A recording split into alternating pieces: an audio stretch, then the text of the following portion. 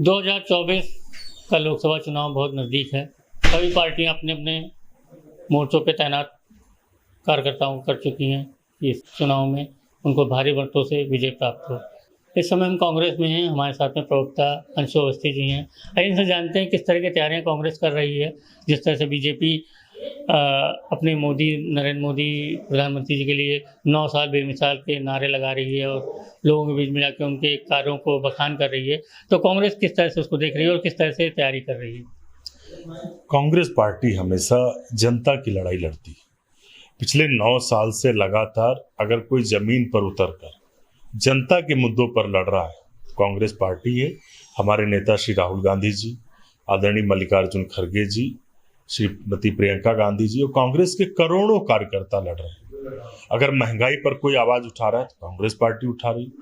2 करोड़ रोजगार प्रतिवर्ष देने का वादा बीजेपी सरकार ने किया था, कांग्रेस पार्टी पूछ रही है कि रोजगार कहाँ है, क्योंकि 45 साल में सबसे ज्यादा बेरोजगारी है। देश की अर्थव्यवस्था को नोटबंदी और जीएसटी थोपकर तबाह कर दिया गया। मनमोहन सिंह जी ने कहा था कि देश की जीडीपी 3% नीचे जाएगी, 3% नीचे चली गई।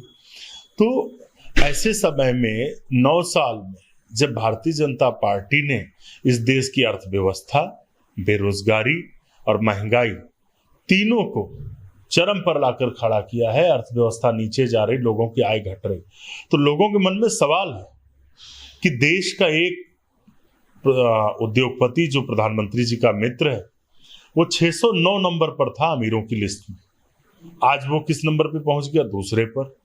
और देश के लोगों की आय घटती चली गई। देश के ऊपर जो कर्ज था वो लगातार बढ़ रहा है। तो किस बात का जश्न 9 साल का? कैसे हुए बेमिसाल? 45 साल में सबसे ज्यादा बेरोजगारी दी आपने, सबसे ज्यादा महंगाई दी। 400 का गैस सिलेंडर आज 1200 के ऊपर है और आप कहते हैं 9 साल बेमिसाल। 9 साल में देश हुआ बदहाल और जन जन करे सवाल कि मोदी जी आपने क्या बना दिया देश का ये हाल।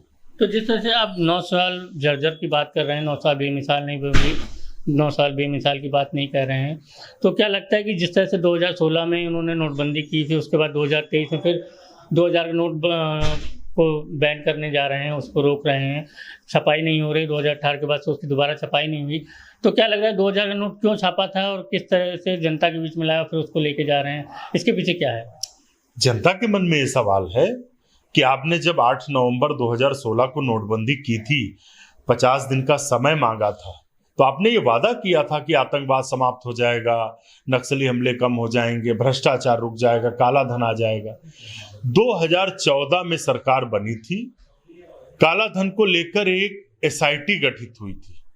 सुप्रीम कोर्ट ने कई बार मांगा, अभी तक उस एसआईटी ने अपनी कोई भी रिस्क नहीं दी, जबकि लगातार ये कहा जा रहा था कि 100 दिन में काला धन आएगा। आज 9 साल हो गए, काला धन रखने वालों की सूची सरकार बाहर नहीं कर पाई। हम तो मांग करते हैं कि आपने जो वादे देश के लोगों से किए थे कि भ्रष्टाचार हो रहा है, काला धन है, कहाँ है वो सब? महंगाई है, 400 का गैस सिलेंडर होता था, 10 रुपए बढ़ने पे आप खोपड़ी पे लेके घूमते थे, आज वो 1200 का हो गया।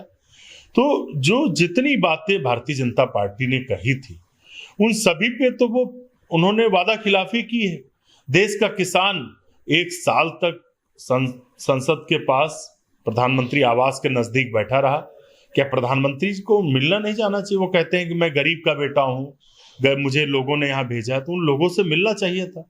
उनको वो आंदोलन जीवी बताते रहे, खालिस्तानी बताते रहे। तो जो सारी चीजें हैं वो देश देख रहा है। आंदोलन की बात की है तो आंदोलन की बात जिस तरह से अभी चल रही है, महिला पहलवान बैठी हुई, काफ़ी समय से बैठी हुई हैं दिल्ली में जंतर मंतर पे, और उस पर कोई सुनवाई नहीं कर रहा, कोई ना कोई नेता जा रहा है ना कोई मंत्री जा रहा है इनकी तरफ का, जबकि दिल्ली में प्रधानमंत्री जी बैठते हैं, अमित शाह जी भी हैं और राजनाथ सिंह जी भी हैं, कई सारे बड़े बड़े मंत्री वहीं पर हैं, पर उनकी तरफ कोई ध्यान नहीं दे रहा। इस पर क्या कहना चाहेंगे? लोकतंत्र की बात करते हैं, मानते नहीं।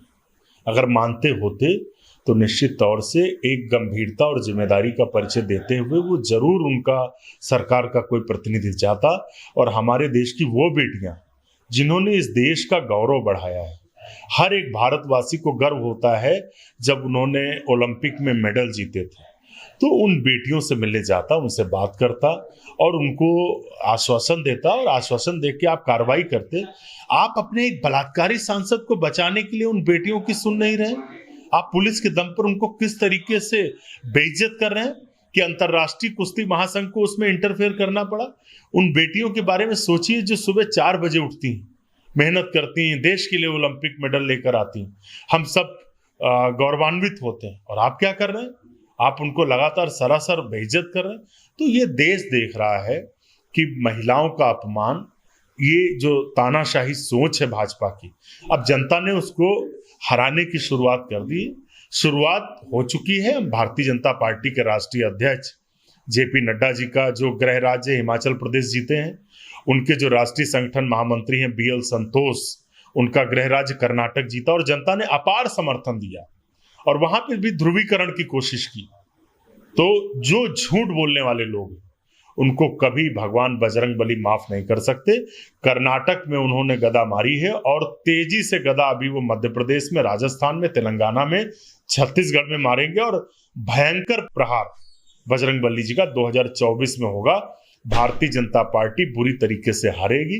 कांग्रेस पार्टी 300 से ज्यादा लोकसभा में सीटें लाकर सरकार बनाएगी। जिस तरह से प्रवाह की बात करें, प्रहार की बात करें, तो बीजेपी हमेशा धर्म के ऊपर हमेशा रही है।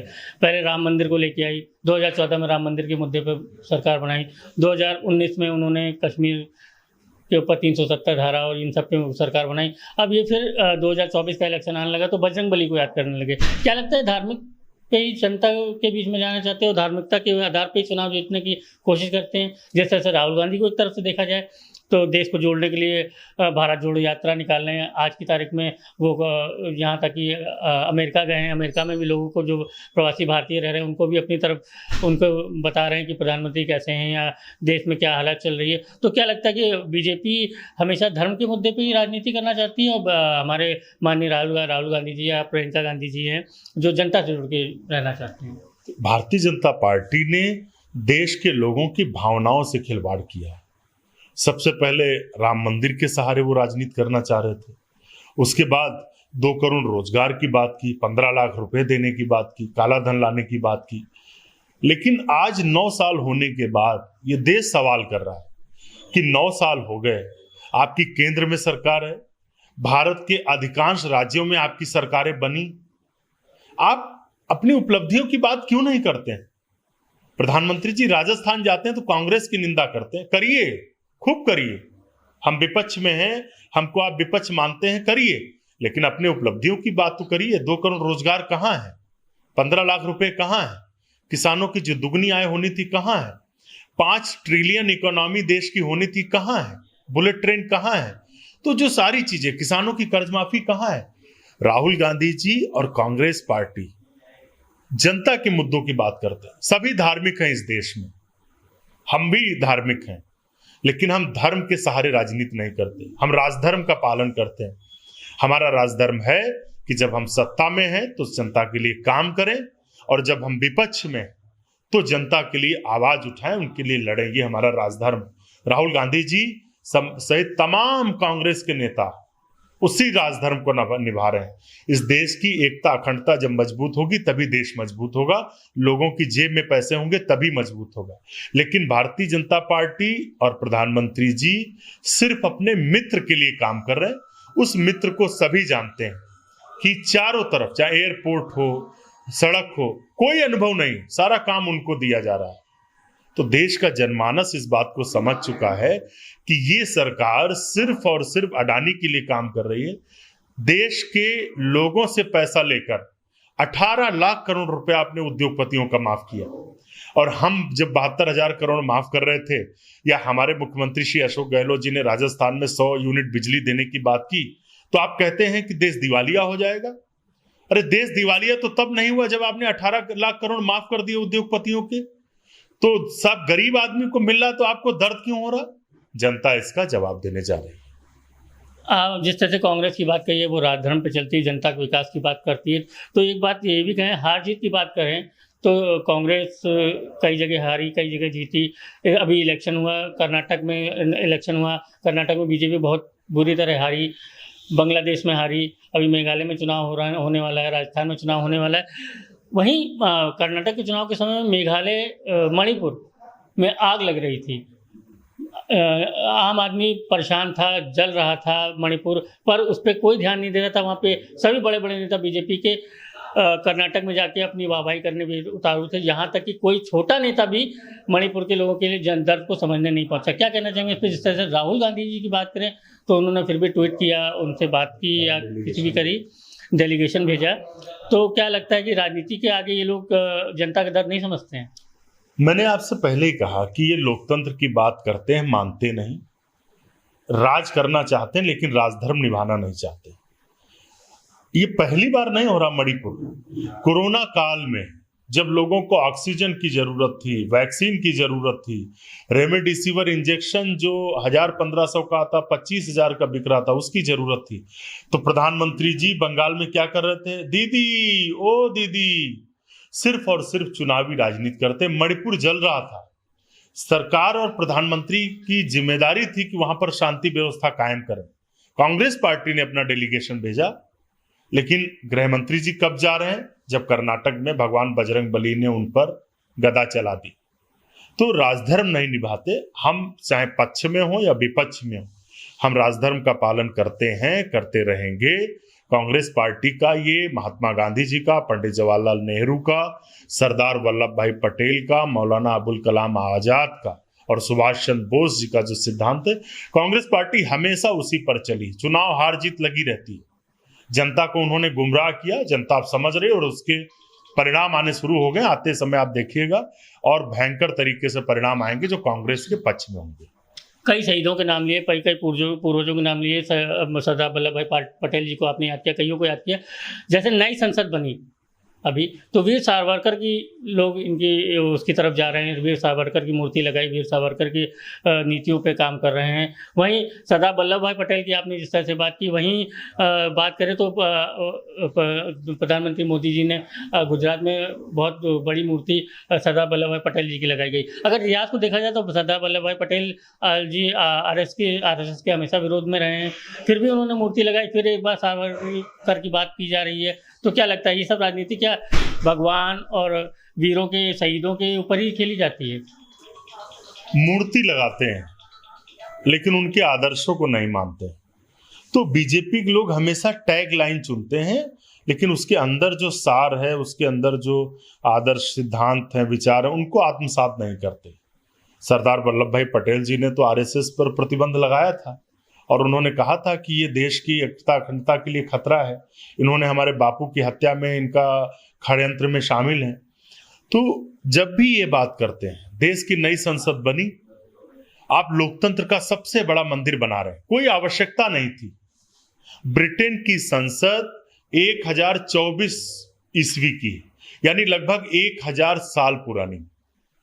अमेरिका की पार्लियामेंट 1792 ईस्वी की, यानी लगभग 500 साल पुरानी। फ्रांस की पार्लियामेंट 1728 ईस्वी की, यानी लगभग 550 साल पुरानी। और हमारे देश की संसद तो 1927 में बनी थी। कोई आवश्यकता नहीं थी, लेकिन इतिहास बदलना चाहते हैं, इतिहास हटाना चाहते हैं। लेकिन अच्छा है, वो चाहे पंडित नेहरू की बुराई करके इतिहास को याद दिलाएं, चाहे सावरकर की बात करके इतिहास को याद दिलाएं। इतिहास जब भी याद किया जाएगा तो उसमें भारतीय जनता पार्टी, RSS का जो देश की आजादी के खिलाफ गद्दारी का चेहरा है, जो अंग्रेजों के साथ खड़े होने वाला चेहरा है, सिर्फ और सिर्फ वही दिखाई देगा। वो चाहे जितनी कोशिश करें, इस देश का ये जनमानस का ये तेवर है कि वो कभी भी अपने इतिहास को भूलते नहीं। ये कोशिश चाहे जितनी कर ले, लेकिन भूलने वाले नहीं। आप लोकतंत्र की बात करते हैं, आप नई संसद बना रहे हैं, विपक्ष से कोई राय नहीं कर रहे हैं, कोई मशविरा नहीं कर रहे हैं। हमने यही तो अनुरोध किया था कि इस देश की सबसे वंचित समाज से आने वाली हैं देश की महामहिम राष्ट्रपति, आदिवासी समाज से। संवैधानिक तरीके से संविधान 79 में, संविधान के अनुच्छेद में प्रावधान है कि देश की जो संसद है उसमें राष्ट्रपति, लोकसभा और राज्यसभा है, उनका संवैधानिक अधिकार था। कांग्रेस पार्टी ने इससे पहले जब भी कार्यक्रम किया, देश के राष्ट्रपति को बुलाया, लेकिन आप सिर्फ अपना चेहरा चमकाना है, बात करते हैं आप लोकतंत्र की, चला रहे हैं एक तंत्र। तो ये तानाशाही जो है वो देश देख रहा है, आने वाले समय में जवाब देगा। और जो अपमान इन्होंने दलितों का किया है, आदिवासी समाज का किया है और देश के हर एक व्यक्ति का किया है, उसका जवाब जनता देगी। एक आखिरी सवाल, जिस तरह से 2024 का चुनाव लोकसभा का आ रहा है, प्रियंका गांधी जी, राहुल गांधी जी मानिए, सब लोग पूरी तरह से जुटे हुए हैं और कांग्रेस पार्टी का ये या कोई भी पार्टी का ये इस समय जीत के लिए सारे हथकंडे अपना रही है। जनता इस पर किसको अपना नेता चुनेगी या किसको प्रधानमंत्री के रूप में देखना चाहेगी? एक आखिरी सवाल आपसे। इस देश में जो युवाओं की लड़ाई लड़ रहा है, जो किसानों की लड़ाई लड़ रहा है, जो हर एक उस मुद्दे को उठा रहा है जो जनता के हित में है, वो श्री राहुल गांधी जी हैं, कांग्रेस पार्टी है। तो निश्चित तौर से देश की जनता अब उसी सरकार को चुनेगी जिसने इस देश में 27 करोड़ लोगों को यूपीए की सरकार में गरीबी से बाहर निकाला, ये वर्ल्ड बैंक कहता है। उस सरकार को चुनेगी, उस कांग्रेस पार्टी को चुनेगी जिसने इस देश के लोगों को सूचना का अधिकार, भोजन का अधिकार, स्वास्थ्य का अधिकार दिए। उस कांग्रेस पार्टी को चुनेगी जिसने इस देश के लिए कानून बनाए, भूमि अधिग्रहण बिल लेकर आए जिससे कानून किसान मजबूत हुआ। उस कांग्रेस पार्टी को चुनेगी जिसने इस देश के किसानों का 72,000 करोड़ रुपया माफ किया। तो ऐसे में कांग्रेस पार्टी उस पर काम कर रही। हम लोगों के बीच में जाकर जो हमारे काम हैं उनको हम बता रहे हैं। अगर 2014 में जिस स्थिति में देश था, अगर भाजपा सरकार गलत नीतियां, जन विरोधी नीतियां न लाती तो आज निश्चित तौर से देश कहीं और आगे होता है। लेकिन सिर्फ अपने मित्र के लिए काम करना था, इसलिए देश को पीछे धकेला और अपने मित्र को आगे लाए। जनता ये समझ रही, आने वाले समय में इसका जवाब देगी और हिसाब किताब भी करेगी। 2014 से लेकर 2023 आ गया है और इन समय काल में दो जुमले बहुत ज़्यादा चलते चले आए हैं। एक गोदी मीडिया और प्लस अंधभक्ति। इसके लिए क्या कहना चाहेंगे? देखिए, हम तो यही कहेंगे कि जो गोदी मीडिया हैं, जो पत्रकार हैं, जो अंधभक्त हैं, वो कम से कम अपने बारे में न सही अपनी आने वाली पीढ़ियों के बारे में सोचें, अपने बच्चों के बारे में सोचें। नहीं तो ये देश उनको कभी नहीं माफ करेगा। क्योंकि जब जरूरत थी इंसाफ के लिए, न्याय के लिए आवाज उठाने की, तो वो भक्ति में लीन थे, वो अंधभक्ति कर रहे थे। भक्ति करना बुरी बात नहीं, लेकिन अंधभक्ति करना बहुत बुरी बात है। हमारे शास्त्र भी कहते हैं कि हमेशा कोई भी चीज है उसके लिए अध्ययन करिए। हमारे वेद हैं, पुराण, उपनिषद। तो अंधभक्ति बुरी बात है। अंधभक्ति उन्होंने की है, कम से कम आने वाली पीढ़ियों के लिए वो अपनी जिम्मेदारी, अपने कर्तव्यों को समझे। इसी में देश की भलाई है और हित है। ये थे हमारे साथ कांग्रेस के प्रवक्ता अंशु अवस्थी जी, जिन्होंने बताया 2024 के लोकसभा चुनाव में अंधभक्ति छोड़कर जनता देश के हित में वोट करे और जो भी अच्छा नेता है या जो भी प्रधानमंत्री बनने लायक है उसको चुने और देश के विकास में सहयोग करें। कैमरामैन सीलू के साथ विजडम न्यूज़ के लिए गोपाल सिंह। हमारे चैनल को सब्सक्राइब करें, लाइक करें और शेयर करें। सब सही खबरें पाने के लिए, समय से पहले पाने के लिए विजडम न्यूज़ को सब्सक्राइब करें।